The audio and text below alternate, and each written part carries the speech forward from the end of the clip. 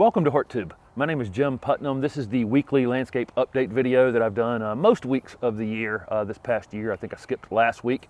The week before that, I had put up a video on mulching this new landscape that I have been working on in 2020. And then I put up some additional videos on the successes that have, of shrubs and annuals and perennials that I had put into this landscape during the year, if you want to go back and watch those videos. And then I put up a video on what's next, and replacing fences and some paths and other things I'm going to be working on this winter. And now I'm getting back to actually moving the place forward. This week was kind of a convert to fall week, and changing some things out in some planters that had slowed down quite a bit. I still have some things in planters that still, summer things that still look good that I won't replace until I have to. I've plugged in some fall mums. They're temporary as well. It's a little early for pansies. I did put a few pansies in a few of the containers. There's one right here with a flowering kale in that container, but it is still a little bit early. We could definitely, in my area in zone 7B, Raleigh, North Carolina, we could definitely still get temperatures in the upper 80s and that kind of thing. So generally speaking, if I'm going to plant lots of pansies, I'm going to wait until into October a little bit before I do that, although it has been definitely below normal for the last week or two. I'm in the process of converting the vegetable garden to fall vegetables. I had put in some kohlrabi and broccoli and kale and a few other things in there a few weeks back, actually, and have just had a frost protection blanket over the top of it because of the cabbage worms being a problem. You get those that little white moth that flies around. That's a cabbage moth, and they can do some pretty bad damage to those cool season crops. And so I kept them covered. I don't see these 40-degree nights seem to have ended the cabbage moths. But I'm constantly looking for them. So I've got I took the shade protection or the frost protection blanket off of it. I put up my hoops over there for really it's rabbit protection, but it will also give me an opportunity to throw plastic over it as well. I've got old videos on my channel for how to bend those hoops, and it's really simple. You just use the top rail from a chain link fence. Interestingly, the first piece of the fence in the back I had to cut out to make the straight piece across the top this time, because I couldn't. I don't know what I did. I went and recycled a bunch of metal a few weeks back, and I think I took some of my cold frame pieces, and so I couldn't find them. So I had to. I kept 7 of the hoops, which is long enough to go across that garden space over there, and I put up 3 of them, and I just needed a top rail piece to put on there, and I couldn't find one. So I cut it out of the back fence back there. So then I put a netting around it, and it's actually a deer netting or a deer fence that I got off Amazon a long time ago. It's really well made. I put those hoops in, and then I put that center bar across the top, and then I just wrap that deer netting around the bottom. It's actually doubled over. It's a 7-foot tall fence, but I've got it doubled over, so it's only 3.5 foot tall, and it's just there to keep the rabbits out. But this contraption allows me to do a lot of things. I can put a light cloth over the top of it to keep the cabbage moths out.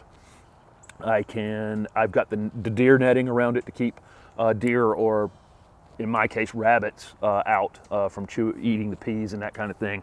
And then number 3, I can throw a piece of plastic over it and extend the season a little bit. If we get an early frost, I can throw plastic over it for a night or two and then pull it back off, and in all likelihood it'll just warm back up after we get our first frost during the season. So that's what I did there.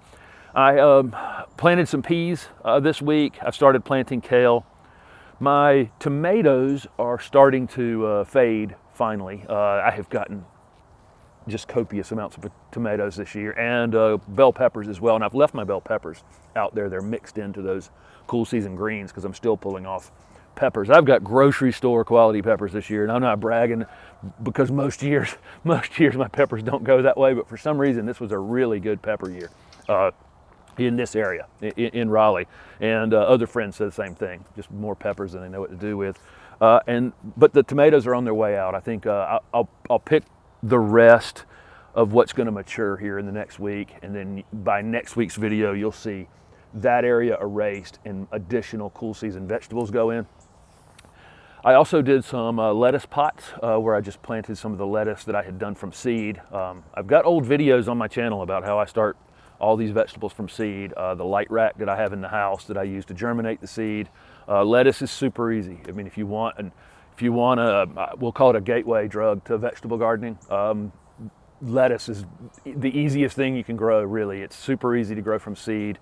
You wouldn't want to do it outside as seed, really, I don't think, the first time around, because things will, potentially mess with it. But if you can start the seed in the house and then transition it to some sort of low bowl and grow it outside, and you'll be cutting lettuce in just a week or two after it's planted, and super rewarding.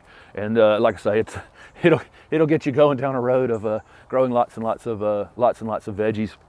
What else did I have going on? Like I say, I've converted some of the containers to more fall colors, just pulling some of the annuals out.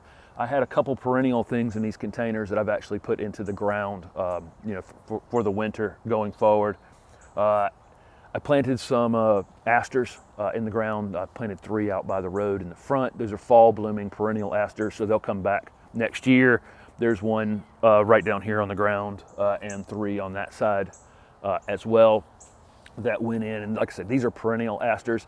Again, I talk about this frequently, about going back to a garden center multiple times a year and finding things that are in bloom that are perennial, that come back every year, but in those different seasons. And so you can grab some of those things. These asters won't bloom again until next late September or October, after they bloom this time, which is great. They're just going to be there as a little green thing during the season next year, and then after everything else stops blooming, the asters are going to open up at that time.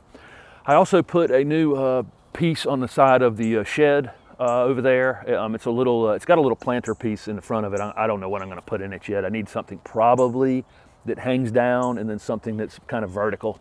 I put a mum in there and it looked terrible because you're looking at it from the bottom. So I guess it's going to have to be something that's, coming over the front, hanging down, and maybe something that's kind of upright and narrow in the middle of it. Who knows? But anyway, it kind of finished out the other side of the shed on that side. So this next week will be about finishing this fall vegetable garden. I definitely got a thirst for cutting at that fence back there, so I'm gonna definitely put a dent in that as well. So when you see this next Wednesday, I'll have some more of the containers done, and at some point I'll go through and just show you all of the containers that I'm going to have for the fall. And like I say, it's a little early for pansies, a little early for snapdragons for me, just because I've seen 90-degree temperatures in October before, and they don't like that at all. So I'll wait until the other side of those potential temperatures before I work on those things. So thank you very much for following along with these weekly update videos. I think that,